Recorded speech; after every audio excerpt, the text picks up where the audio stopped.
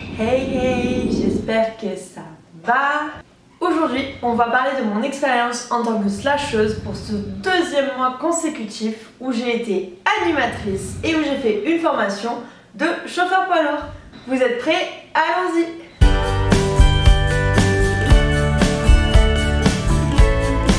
Alors fin septembre et début octobre, j'ai donc passé mon permis poids lourd. C'est une formation que je voulais faire depuis super longtemps.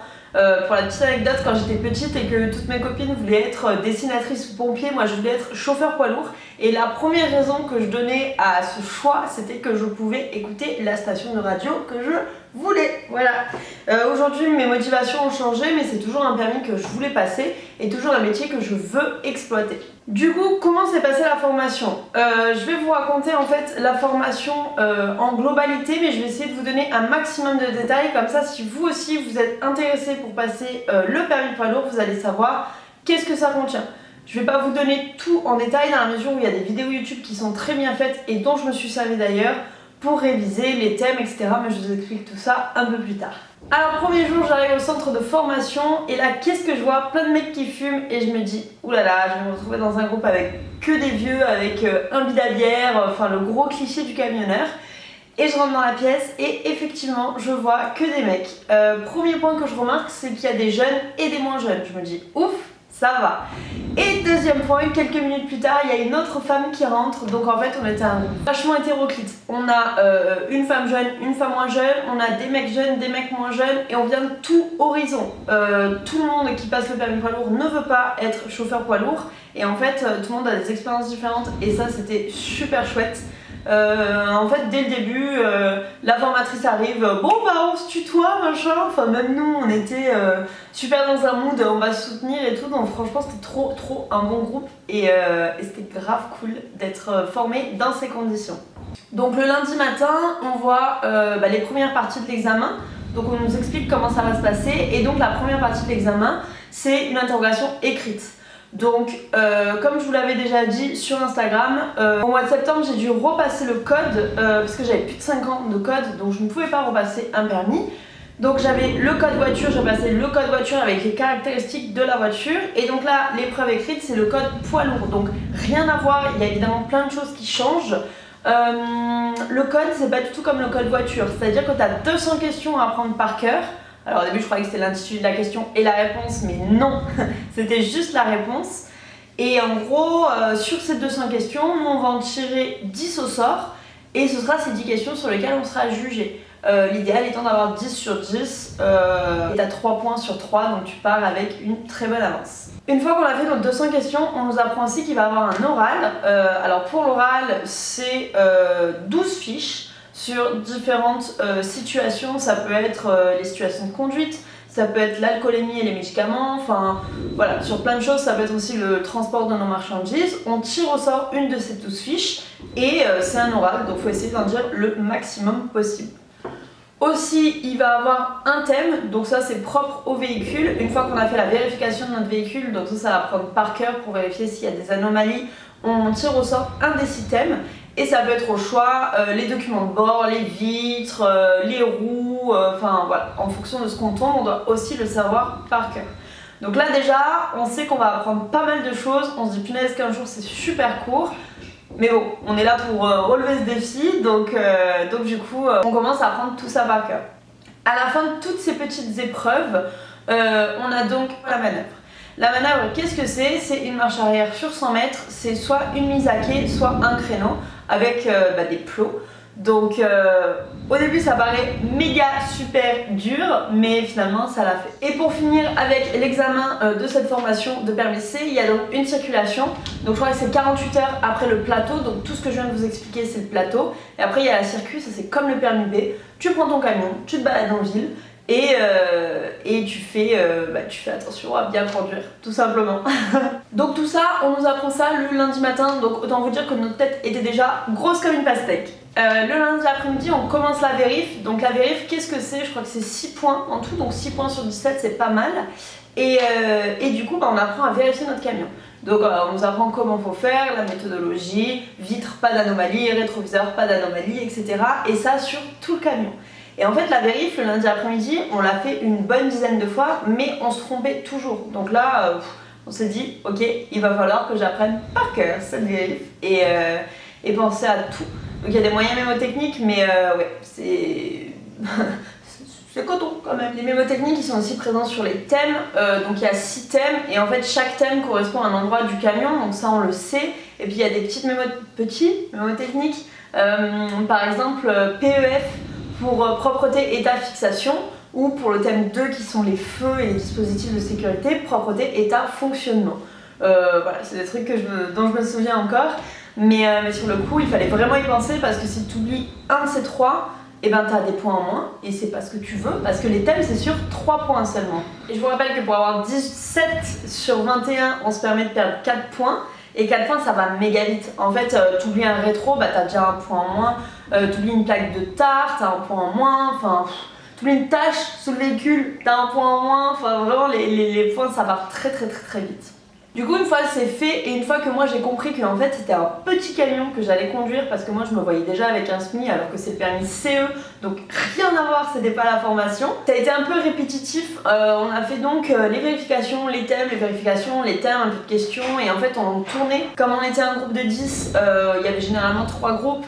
Et un groupe qui faisait plus de l'écrit, donc plus les questions, les oraux, un groupe qui était en manœuvre et un groupe qui était sur la vérification, donc avec un poids lourd arrêté.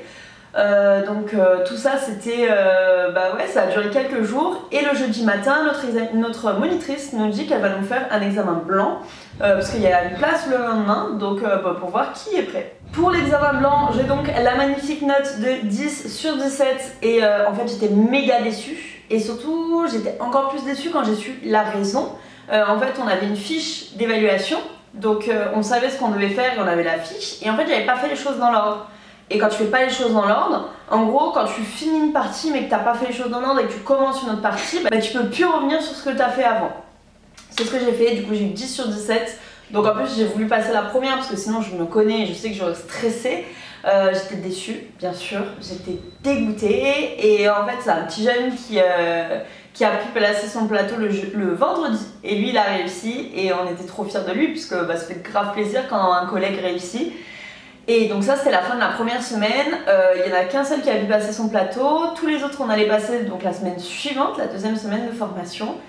Et moi j'étais éclatée parce que le soir, faut pas oublier que j'allais garder les enfants après la formation. Deuxième semaine, après un week-end de repos, qu'est-ce que ça m'a fait du bien de dormir. En fait, ça faisait longtemps que j'avais pas eu des horaires, ce que j'appelle les horaires de fonctionnaire, en fait, 8h, 16h. Moi je suis habituée à travailler tôt le matin, tard le soir et le midi, mais pas souvent en journée. Donc mes petites siestes me manquaient, mais finalement ça s'est bien passé et donc on entame la deuxième semaine. Sur cette deuxième semaine, ça commence par des dates de plateau. Donc le mercredi, on en avait 3 autres qui allaient passer le plateau et les autres on savait qu'on allait passer le vendredi. On nous apprend aussi que la circuit, on allait le faire sur une 3e semaine qui ne serait pas une semaine de formation, donc why not hein. Et on continue avec la circulation. Donc comment ça se passe? C'est-à-dire qu'on avait 2 poids lourds, un auto, une boîte auto et une boîte manuelle.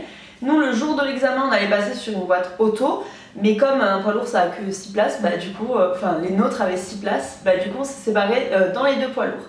Nous on a eu la chance de commencer par l'auto parce que je pense que le temps qu'on assimile en fait toutes les règles de conduite du poids lourd, si en plus il fallait penser à passer les vitesses. Parce que oui, moi aussi j'ai l'habitude de ma petite voiture avec 5 voire 6 vitesses quand j'ai un 9 places. Mais là en fait il y a 12 voire 14 vitesses et il y a des systèmes de plateaux, justement de plateaux hauts, de plateaux bas, etc. Enfin bref, c'est assez drôle. Drôle je sais pas en fait, c'était assez compliqué. La conduite se passe bien, ouais ça se passe bien, non c'était cool. Le mardi il y a eu un petit incident parce que moi je travaillais à 16h, donc j'avais décalé avec la famille 16h10 et en fait avec la circuit on s'était trompé de route, du coup on arrivait en retard. Donc c'était un petit incident, après je me disais c'est bon, c'est la dernière semaine, etc. Mais ça n'a pas été facile à digérer. De me dire que j'arrivais pas à faire les deux en fait et que c'était très difficile de faire les deux tout simplement, mais finalement la semaine se termine bien. Ceux qui passent les plateaux le mercredi, les 3 l'ont eu et ensuite vient les plateaux du vendredi. Pour les plateaux du vendredi, moi je passe deuxième, donc on fait les questions. En fait dans l'ordre ça fait questions et ensuite tu commences ta vérif. Pour les questions je fais une faute sur des essieux, j'étais dégoûtée mais du coup j'ai quand même mes 3 points, donc j'arrive super confiante. On était 6 à passer le plateau et le matin il y en avait eu 3 qui avaient passé la conduite, donc 2 du mercredi et celui qui avait passé le plateau le vendredi dernier. Et donc l'examinatrice fait passer le premier le plateau, et en fait pour faire ta marche arrière de 100 mètres t'as 5 minutes, il fait plus de 5 minutes, il n'a pas de plateau. Ensuite vient mon tour de passer le plateau, je lui fais ma vérification et en fait comme je stresse, ma monitrice décide de ne pas venir avec nous. Donc je me mets dans le camion, je fais mon truc, je fais mon oral, tout se passe bien. En plus mon oral je suis tombée sur la fiche 7 et la fiche 7 c'est tout ce qui est énergie cinétique et tout. Et moi et ma nullité en maths, qu'est-ce qu'on a fait? On a demandé à un collègue de m'expliquer et du coup il m'avait trop bien expliqué la feuille, c'était carré et tout. Et là en fait, donc je tombe sur cette feuille donc j'étais contente parce que j'ai pu tout dire, les formules de maths, à quoi ça correspondait, je donnais des exemples, j'étais trop fière. Donc je fais ma vérif, mon thème, mon oral. Et là, l'examinatrice me dit que je n'ai pas assez de points, donc j'étais en dessous de 16 sur 21, donc je ne pouvais pas faire la manœuvre. Et du coup je la regarde et je lui dis mais j'ai perdu les points où? Et elle me dit bah un peu par-ci par-là, en fait elle ne m'a pas expliqué et du coup au bout de 1 minute tu vois à me dire que j'étais une grosse merde et que j'avais pas réussi, je lui dis bon bah je descends. Et la meuf vachement hautaine qui me répond ah mais si vous le prenez comme ça. Et en fait ça m'a encore plus foutu les boules de me dire mais attends meuf tu me dis que j'ai pas le droit de faire la manœuvre, enfin je vais pas rester dans le camion 10 minutes avec toi pour discuter, on passe à l'autre, j'ai compris, j'ai pas mon plateau et tout. Et je descends et je vais voir ma monitrice et je lui dis mais je sais pas en fait pourquoi j'ai pas eu mon plateau parce qu'elle me dit que j'ai pas fait typiquement la tâche, donc en fait tu dois te baisser sous le véhicule et dire qu'il n'y a pas de tâche sur l'ensemble de ton véhicule. Et en fait t'as des gants quand tu manipules ton poids lourd et moi j'ai des gants jaunes et en fait quand je me suis baissée j'ai vu le dessus de mon gant jaune était jaune et le dessous est noir et du coup dans ma tête je me suis dit bah tiens j'ai pas mis mes gants à l'envers, ce que j'avais fait précédemment et je regarde ma tâche. Et à la fin, elle me dit tu n'as pas fait la tâche. Et du coup, donc je vais voir ma monitrice et je lui dis bah moi est-ce que tu peux te renseigner pour savoir où est-ce que j'ai perdu les points parce que là en fait je ne sais pas où j'ai perdu les points. Ce que je ne savais pas c'est que nous notre feuille d'évaluation, les examinateurs ils s'en servent mais certains la survolent juste et ils disent juste valider ou pas parce qu'on n'a pas le nombre de points. Et du coup je ne sais pas en fait combien j'ai eu, où j'ai fait mes fautes. Donc j'étais vraiment dégoûtée. Ce jour-là, sur les 6 qui passaient le plateau, il y en a eu 2 ou 3, 2 qui l'ont eu et 1 qui a eu la circule matin. Donc sur les 9 personnes qui ont été présentées avec cette examinatrice, il n'y en a eu que 3 qui ont été validées, conduite et plateau confondus. Du coup j'étais deg, mais on était tous dégoûtés, donc on se dit qu'est-ce qu'on fait? Moi je crois que je repassais le lundi. Donc le lundi après-midi, donc le lundi matin je retourne bosser ma vérif parce que visiblement elle a dit que j'avais eu tous les points à l'oral et au thème donc j'avais perdu les points à la vérif. Mais ce qu'on s'est dit après c'est que en fait elle savait que je n'aurais pas pu l'avoir parce que si t'as pas assez de points en vérif, même si ce qui était mon cas t'as tous les points au thème et à l'oral, t'as pas assez de points au total. Donc pourquoi elle m'a laissé continuer? Mystère. Voilà, je veux pas être mauvaise joueuse ou quoi que ce soit, mais le fait qu'elle soit une femme et qu'elle ait vu une petite jeunesse, moi je pense que malheureusement ça a aussi joué. Voilà, sachant que mon autre collègue femme c'est pareil, en fait elle a été vachement déstabilisée et elle n'a pas eu son plateau non plus. Mais bon, je passe donc le lundi après-midi avec un autre examinateur et un autre collègue. On était 2 à passer le plateau le lundi. Et en fait, on a géré le pâté, on l'a eu. Alors très drôle parce que pour l'examen écrit, je retombe sur la même fiche. Et moi je suis tellement honnête que je lui dis. Et je lui dis mais en fait c'est la même fiche. Donc je me souviens, enfin je l'ai passé il y a 2 jours, mais je me souvian des réponses. Et il me fait considère ça comme ton jour de chance. Donc je ne me trompe pas à l'essieu. Lui par contre il nous a rien dit. Ni le nombre de points qu'on avait eu à l'écrit, ni le nombre de points ensuite. Tout ce qu'il nous a dit c'est que ça s'était bien passé. Et j'ai validé mon plateau. Et en fait, je me suis rendu compte que le fait de le valider la 2e fois, ça m'a encore plus, je me suis sentie encore plus méritante en fait, parce qu'en gros la première fois, t'es trop nulle, t'y arrives pas machin, et en fait j'ai bossé, j'ai réussi, et j'ai kiffé.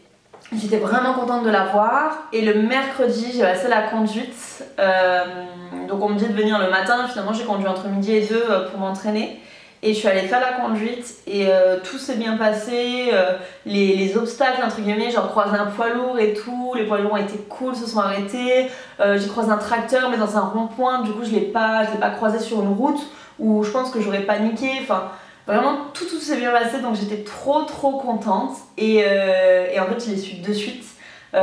Donc on fait l'aller, le retour, machin. Ensuite on se descend, on pose, on boit un café. Et quand on remonte pour qu'il nous ramène au centre d'examen, enfin au centre de conduite plutôt, notre moniteur nous dit bah c'est bon, l'examen est passé, vous êtes titulaire de votre permis C. L'expérience que j'en garde, encore une fois, et comme j'ai dit dans la vidéo précédente, faire deux choses à la fois et surtout deux métiers différents. Enfin, là c'était une formation, mais je veux dire. Tu sais, ton cerveau il est conditionné avec tes mémotechniques de poids lourd et puis le soir ton cerveau il est conditionné à savoir ce que ton enfant aime ou aime pas pour faire à manger. C'est méga fatigant et ouais, et j'étais éclatée. Franchement, ça va être 2 mois que je le dis, mais ouais, même une formation et un boulot c'est très dur à faire, donc j'admire encore les personnes qui font ça, encore une fois. Et d'ailleurs, moi quand je passais la formation, on le disait. On me disait mais c'est fou, t'arrives à faire les deux et tout, j'étais en mode bah ouais, en fait avec le recul ouais c'était vraiment fatigant, mais je suis quand même ravie d'avoir mon permis. Là je vais voir pour passer donc le permis CE, donc qui est le permis avec une remorque, et la FIMO pour pouvoir travailler. Avec un permis C je peux travailler si je passe une FIMO, donc la FIMO c'est le fait de pouvoir mettre des choses dans mon camion, parce que là je peux conduire le camion mais que pour moi. Donc conduire un 3 tonnes 5, oui ça peut être utile un jour, mais c'est plus utile pour un employeur. Et pour travailler pour un employeur, il me faut donc cette FIMO qu'il faut que je repasse tous les 5 ans. C'est une formation, mais voilà, je vais m'occuper de ça. Je pense que je ferai cette formation en début d'année 2022. Déjà parce que les places sont rares en fait. Là moi je vois pour cette session, je m'étais inscrite en mai je crois. C'était à la fin de l'année dernière et je vous l'avais montré, j'ai plus la date, mais en mai, juin, avril, enfin vraiment en fin d'année dernière. Et donc la première place que j'avais c'était fin septembre. Donc voilà, là j'ai commencé à m'enseigner, mais je vais déjà me poser, me reposer. Et puis voilà. Si vous avez d'autres questions sur la formation du permis C ou sur autre chose, n'hésitez pas à me poser en commentaire. Je sais que je parle pas trop des enfants, mais en fait c'est tellement propre à chaque famille et à chaque colo, à chaque asso avec laquelle je pars. Mais voilà, si vous me demandez, je pense que je peux en faire une vidéo, mais je pense que ça va être aussi une vidéo assez longue parce qu'en fait chaque famille est différente. Chaque enfant est différent. Et puis voilà. Et voilà, la vidéo est déjà terminée. J'espère qu'elle vous aura plu et que vous aurez pu apprendre des choses sur cette formation, parce que comme je vous le disais, sur le permis C, oui, il y a des vidéos explicatives, mais il n'y a pas l'ordre que je viens de vous décrire. Et ça, en fait, moi je trouve ça vachement important quand tu arrives de savoir à quoi tu t'engages. Bon, après, au pire des cas, on te le dit le premier jour, mais voilà, ça permet d'anticiper. Du coup, j'espère que la vidéo vous sera utile. Je vous laisse vous abonner, activer la petite cloche, comme ça vous allez savoir toutes mes nouvelles vidéos quand est-ce qu'elles sortent. Bon après c'est facile, c'est tous les premiers du mois. Je vous laisse également vous abonner à mon Instagram pour avoir toutes mes petites nouvelles. Qu'est-ce que je fais, est-ce que je vais à nouveau être slasheuse? Je n'espère pas. Je vous souhaite de passer une très bonne fin de journée. Je vous fais des bisous et je vous dis à bientôt dans mon monde.